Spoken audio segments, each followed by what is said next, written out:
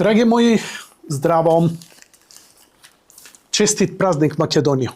Ја намерно ја направив оваа емисија после празникот наш, денот на Републиката. Чекав да поминат сите оние убави работи и три работи запомнете, може би на некој начин се некаква позитивна енергија, позитивно предскажување. Ја не сум празноверен па да верувам во некакви знаци и символи, но верувам, знаете како повеќе она кога завршува зимата и кога доаѓа топло ветре, па гледа се појавуваат трепки, кочкичиња и викаш доаѓа пролет. Така некако и со Македонија сега ја доживува. Имено Македонија прослави роден ден. Денот на независноста. Во ред. На роден ден. Што се прави? Се носи подарок. Што и подаривме на Македонија? Еве, да ве прашам. Што и подаривме? Ја не знам. Превише бев окупиран со себе, може би времето некогаш ќе покаже и ќе рече: аха, Јанко, види, ти подари, така натаму. Ама секоја година нешто подаруваме. Оваа година за мене имаше неколку подароци нашава република. Првиот подарок ми од фудбалската репрезентација која со петарда се едно кого победи, но ете, победи со 5-0. Обично такви репрезентации сме знаели и нерешено и да ги извадиме или со минимална разлика, но 5-0 е вака, знаеш, те крева. Океј, први сме на табелата за квалификации за светско. Вау! Ако отидеме на светско, јас ќе правам преноси сам. Знам дека никој не сака, никогаш не ме повикале на ниедно радио, никогаш не ме повикале на ниеден медиум. Све тоа сам сум го туркал. Може би суети, може би ја превише јадам буреки и така натаму. Ја ќе си го направам за свој кеф, па ќе видиме нам како ќе ни иде. Ќе го размислам додека да дојде. Втора работа, вториот подарок на Македонија е археолошкиот музеј. Археолошкиот музеј беше запустен и зафрлен откако дојде 2017 СДСМ на власт. Му го смени името во Археолошки музеј на Северна Македонија, но и тоа не е страшно. Страшно е што поставката се запусте. Целиот музеј беше за никаде. Ја често го посетувам, мене ми значи тој музеј. Има стварно артефакти кои завредуваат да се видат. И има уште една работа која е многу важна, а тоа се начинот на презентација кој може би најсовремен музеј кој сме го имале било кога во историјата. Она што ме болеше многу изминатите години на претходната власт е што многу од работите беа тргнати. Например, монетите. Имаше некое правно објаснување заради некаков конфликт на интереси, што ти ја знам, но sejedno, монетите беа тргнати. Интересно, кога дојде новата власт, нов директор, нов пристап, се возобнови целата постојана изложба, се направи интерактивна, нема да ви кажам зошто е, што е, како е, и честитки до министерот Љутков и до премиерот Мицкоски, кој на отварањето добро разбра што и како значи и во своите говори. Беше тоа преполно и навистина беше голем настан. За време на празникот музејот беше бесплатен, а ја ве поканувам, отидете, посетете го.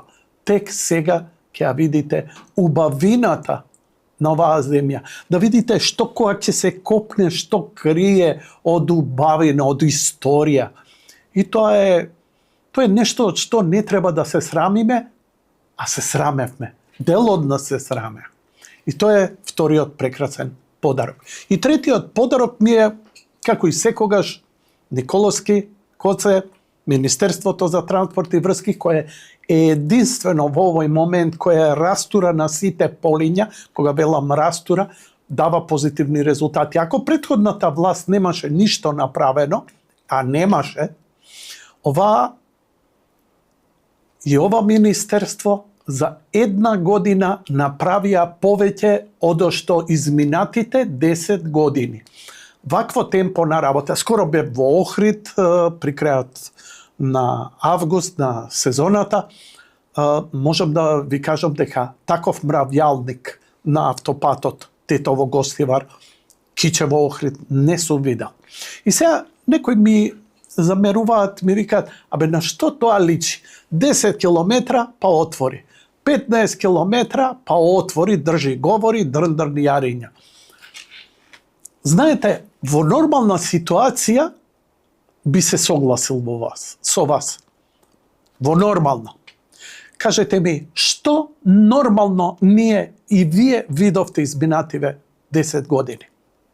Не само 7, 10 години, затоа што кога почна шарената револуција, едноставно тогашниот лидер на власта почна да ги дига сите ручни кочници да не дразни. А овие се што ќе се пипнеше да се работи, да се прави, вриштеа и хистеришеа.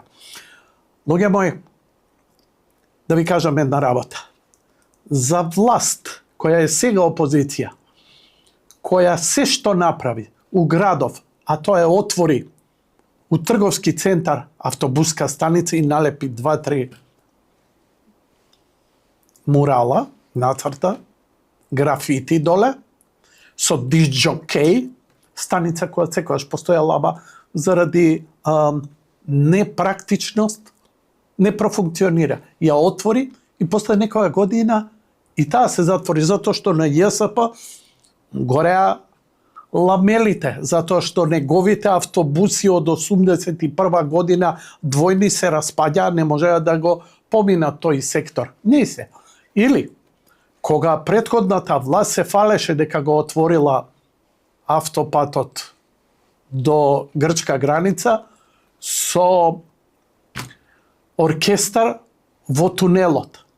Во тој тунел немаа со четкица за акварел вака поминато нешто. Еден сообраќаен знак немаа ставено, но нивно беше легитимно право, пошто овие не го отворија.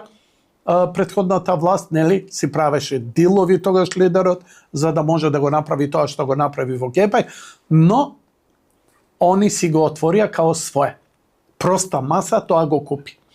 Затоа, Александар Николовски, Коце, Христијан Мицкоски имаат потполно право. Ја да сум секој направен километар ќе доаѓам да се сече лента, да се држат говори и да има журки, прослави и така натаму. Затоа што за разлика од нив, во цела Македонија не направија колку што овде се направи за помалку од година дена, а се прават на многу повеќе, нели, се прават кај Кавадарци, се прави на кај експресен пат. Значи, не може, колку и да ги хейтате вие оваа власт и да не ви се допаѓа, резултатите се видливи, се случува, се прави. Градење инфраструктура е иднина на земја. Не е тоа само правна фраза. Како сакаш ти да донесеш инвеститор? Како сакаш да развиеш туризам? Како сакаш ти, ако немаш ни патишта, бе? Ние имавме до сега со Охрид. Знаеш како, има една, ја имам работено у многу маркетинг агенции, меѓу кои во Мекен Ериксон, што значи Кока-Кола, Джонсон & Джонсон, Опел, Жилет и така натаму, и слични големи брендови.